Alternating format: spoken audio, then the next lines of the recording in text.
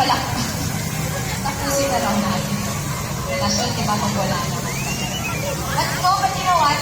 Ibang tao, ibang mga couples kasi, ang tendency, gusto nilang work out.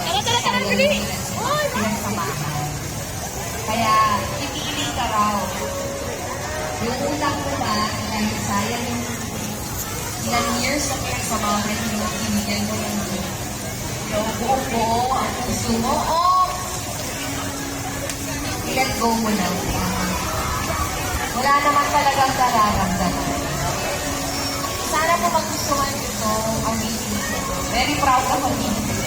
Sinulan po natin ito ng kaibigan ko si Aida. The words. Ginawa ng musika niya.